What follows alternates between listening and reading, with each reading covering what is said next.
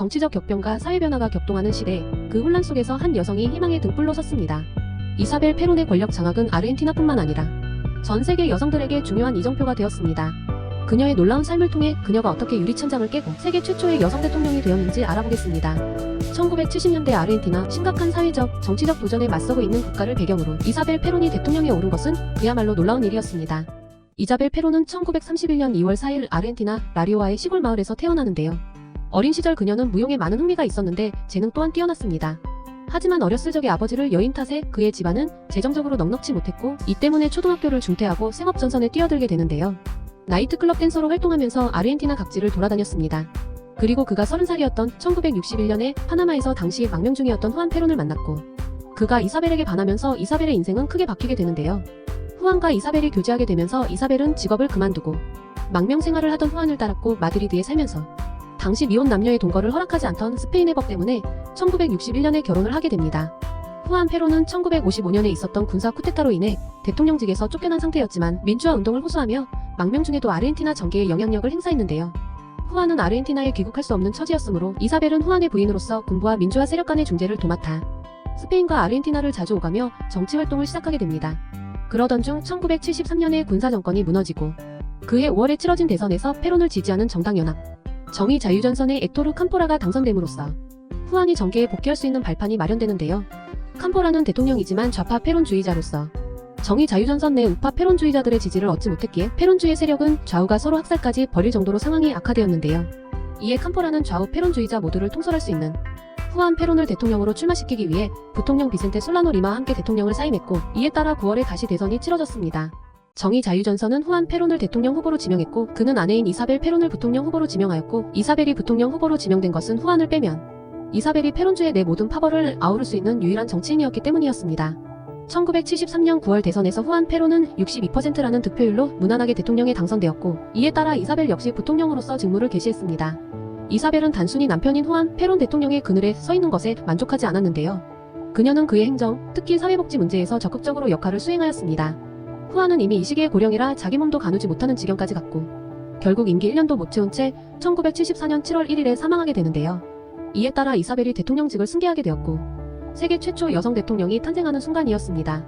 그러나 이사벨은 남편만큼의 정치력을 발휘하지 못하는데요. 그는 낮은 지지율을 회복해보기 위해 국민의 인기가 높던 에바 페론의 계승자를 자처했고 외국에 있던 에바 페론의 유해를 아르헨티나로 송환하는 등 국민의 지지를 받기 위한 노력을 하였지만 큰 효과를 거두지 못하였습니다. 아울러 이사벨은 당시 사회복지부 장관이자 페론주의 우파에 속한 호세 로페스 레가를 신임해 페론주의 좌파의 반발을 불러왔는데요. 당시 페론주의자들의 정의당은 좌파와 우파로 나뉘어져 심각한 갈등 중에 있었는데요. 이 두 세력의 대립은 말싸움이나 정쟁 수준이 아니라 서로 폭력을 행사할 정도로 심각하였습니다.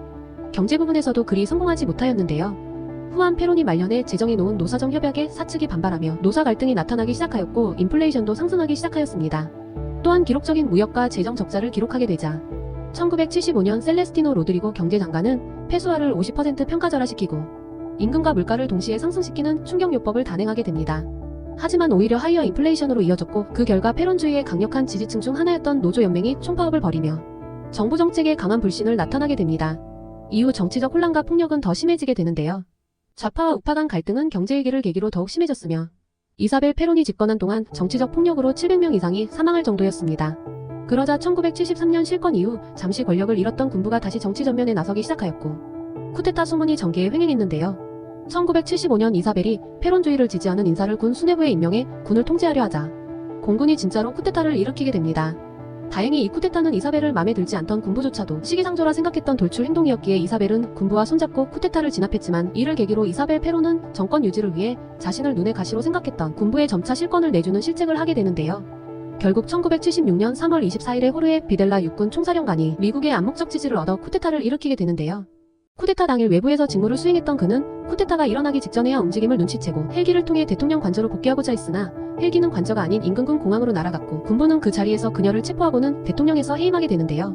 특히 이사벨 페론은 군사 쿠데타로 실각하기 직전 군부와 측근들의 간요에 못 이겨 정부 전복을 노리는 좌익 세력 진압작전이라는 대통령 특별법령에 서명한 것으로 알려졌는데요. 이 특별법령에는 육군참모총장이 반정부 무장 세력들의 진압을 수행하기 위해 각부 장관을 휘하에 두고 필요한 작전을 취할 수 있다는 조문으로 사실상 계엄령에 가까운 정권을 군부에 위임해준 조항이 담겨 있습니다. 또 또한 이사벨 페론은 군 수뇌부가 반정부 인사 진압작전에 필요한 특별 예산까지 편성해줘 스스로 군부의 페론당원 제거 작전을 합법화시켜주고 나아가 쿠데타 작전까지 내각의 지원과 도움을 받을 수 있도록 허용해 주었던 것입니다. 정치를 이해하지 못했던 이사벨 페론은 측근들의 보고만 믿고 국정을 처리한 것과 마찬가지인데요. 그는 내가 군부와 측근들을 신뢰했던 게 일생에서 가장 큰 실수였다는 말을 남기기도 했습니다. 이사벨 페론은 자신이 믿었던 측근들과 군부에 의해 축출당하기까지 이들에게 정치적으로 이용만 당했다는 평가를 받고 있는데요. 결론적으로 그는 아르헨 군부가 세계 최고의 복지국가 건설을 꿈꾸던 남미의 파리 아르헨티나를 천문학적인 인플레의 대명사, 국가 경제가 거덜난 나라로 뒤바꿔놓고 3만여 명의 사망 실종자를 남긴 채 퇴진하도록 도와준 결과를 초래한 것입니다. 그리고 아르헨티나에는 군사정권이 들어서면서 광주민주화 운동과 비슷한 더러운 전쟁을 비롯한 온갖 인권 유린과 경기 침체 등 이사벨 페론보다도 못한 국가가 되었습니다.